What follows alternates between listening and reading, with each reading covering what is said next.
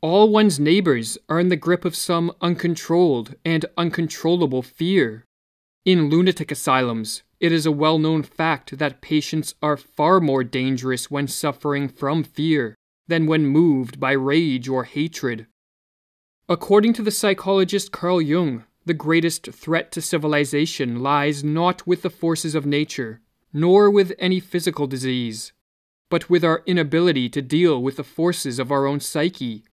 We are our own worst enemies, or as the Latin proverb puts it, man is a wolf to man.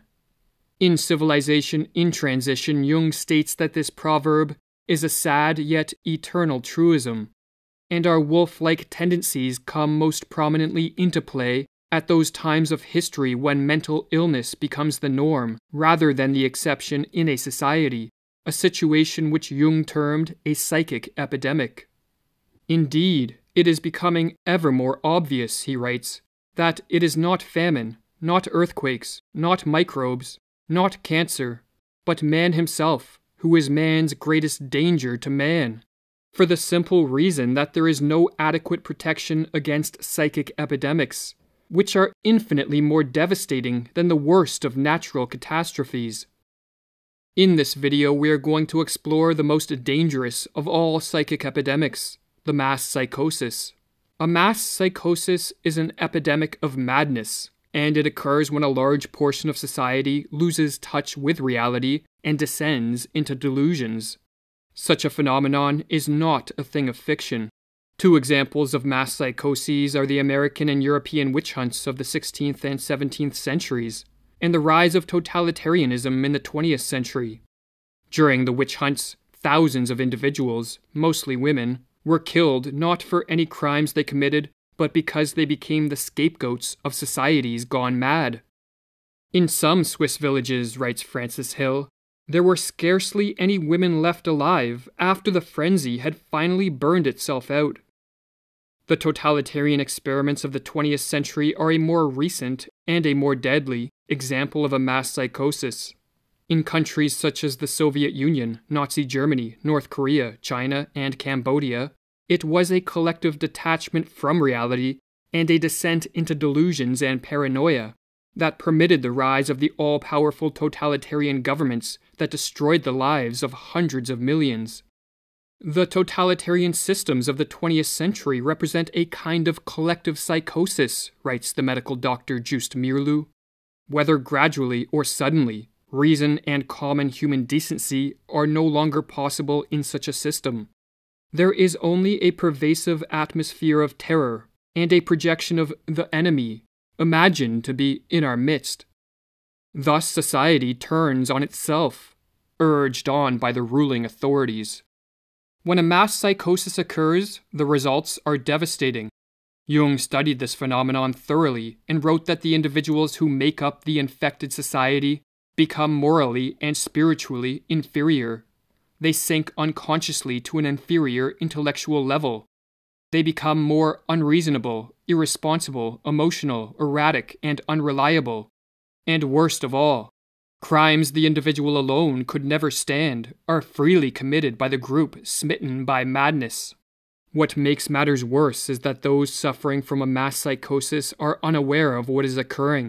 For just as an individual gone mad cannot step out of his mind to observe the errors in his ways, so too there is no Archimedean point from which those living through a mass psychosis can observe their collective madness. Or as Jung writes concerning the psychic epidemic that swept through Germany under Hitler's rule, the phenomenon we have witnessed in Germany was nothing less than an outbreak of epidemic insanity. No one knew what was happening to him, least of all the Germans, who allowed themselves to be driven to the slaughterhouse by their leading psychopaths, like hypnotized sheep. But what gives rise to a mass psychosis? And what makes a society susceptible to this devastating phenomenon? For an answer, we must begin at the basics. We must explain what is meant by a psychosis and what leads an individual into a state of madness. With this information, we can then examine how this process plays out on a mass scale. A psychosis can be defined as a detachment from reality or the loss of an adaptive relationship to reality. In place of thoughts and beliefs that conform to the facts of the world, the psychotic becomes overrun by delusions, which are false beliefs considered to be true despite the existence of evidence that proves the contrary. Delusion, writes Just Mirlu, can be defined as the loss of an independent, verifiable reality, with the consequent relapse into a more primitive stage of awareness. Delusions can take many forms. Some psychotics develop delusions of paranoia and believe they are constantly being followed, tracked, and observed. Others, such as catatonic schizophrenics, develop delusions about their ability to alter the state of the universe merely with the movement of their body, and so remain constricted in statue-like poses. But while delusions are false in the sense of not conforming to the facts of the external world, they are considered true to the psychotic and so influence how they interact with the world and with other people. Or as Jung writes, "If a man imagined that I was his arch-enemy and killed me, I should be dead on account of mere imagination. Imaginary conditions do exist, and they may be just as real and just as harmful or dangerous as physical conditions. I even believe that psychic disturbances are far more dangerous than epidemics of physical disease or earthquakes." While a descent into the delusions of a psychosis has many triggers, such as an excessive use of drugs or alcohol, brain injuries, or other illnesses, these physical causes will not concern us here. Our concern is with psychological, or what are called psychogenic triggers, as these are what usually lead to the mass psychosis. The most prevalent psychogenic cause of a psychosis is a flood of negative emotions, such as fear or anxiety, that drives an individual into a state of panic. When in a state of panic, one naturally seeks relief, as it is too mentally and physically draining to subsist in this hyper-emotional state for a prolonged period of time. To escape the fear and anxiety of the panic state, a positive or negative reaction can take place, and the positive reaction takes the following form. A greater effort is called forth, writes Jung. The individual will show more strength and willpower, and will try to overcome the obstacle or the cause of misery through physical, intellectual, and moral effort. If the strength of one individual is not sufficient, he will seek the help of others. If such an ultimate attempt fails, or if an individual is too weak from the start to show fight, then a negative reaction takes place. At the extreme, the negative reaction is a psychotic break. A psychotic break is not a descent into a state of greater disorder, as many believe, but a reordering of one's experiential world which blends fact and fiction, or delusions and reality, in a way that helps end the feelings of panic. Silvano Arietti, one of the 20th century's foremost authorities on schizophrenia, explains the psychogenic steps that lead to madness. Firstly, there is the phase of panic, when the individual starts to perceive things in a different way, is frightened on account of it, appears confused, and does not know how to explain the strange things that are happening. The next step is what Arietti calls a phase of psychotic insight, whereby an individual succeeds in putting things together by devising a pathological way of seeing reality, which allows him to explain his abnormal experiences. The phenomenon is called insight because the patient finally sees meaning and relations in his experiences. But the insight is psychotic because it is based on delusions, not on adaptive and life-promoting ways of relating to whatever threats precipitated the panic. The delusions, in other words, allow the panic-stricken individual to escape from the flood of negative emotions, but at the cost of losing touch with reality. And for this reason, Arietti says that a psychotic break can be viewed as an abnormal way of dealing with an extreme state of anxiety.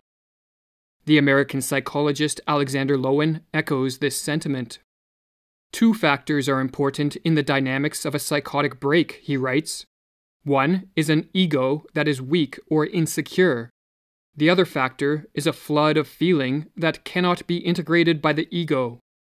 When it is understood that a flood of negative emotions, in conjunction with a weak and insecure sense of self, can trigger a descent into madness, it becomes clear how a mass psychosis can occur. A population first needs to be induced into a state of intense fear or anxiety by threats real, imagined, or fabricated, and once in a state of panic, the door is open for either the positive or negative reaction to unfold. If a society is composed of self-reliant, resilient, and inwardly strong individuals, a positive reaction can take place. But if it is composed of mainly weak, insecure, and helpless individuals, a descent into the delusions of a mass psychosis becomes a real possibility. Great stress, in other words, can bring out the best in an individual or society at large, but it can also bring out the worst, or as the psychologist Anthony Storr writes about the potential for a mass psychosis. It is only if we accept the existence of a latent paranoid potential lurking in the recesses of the normal mind that we can explain the mass delusions which led to the persecution of witches and the Nazi slaughter of Jews. Vast numbers of ordinary men and women held beliefs about witches and Jews which, if they had been expressed by one or two individuals instead of by whole communities, would have been dismissed as paranoid delusions. There are extremely primitive, irrational mental forces at work in the minds of all of us, which are usually overlaid and controlled by reason, but which find overt expression in the behavior of those whom we call mentally ill, and which also manifest themselves in the behavior of normal people when under threat or other forms of stress. In the next video of the series, we will explore how certain ideas, or what the Russian author Fyodor Dostoevsky called demons, can induce a societal-wide flood of negative emotions and therefore pave the way for a mass psychosis. Ideas, as we will learn, are so powerful that at times they can possess us, consume us, or even destroy us. Those who control the flow of information in a society and the ideas we accept as true or false exert a great power over the course of civilization. It was not you who ate the idea, wrote Dostoevsky, but the idea that ate you. Or as Jung echoes, once upon a time men were possessed by devils. Now they are not less obsessed by ideas.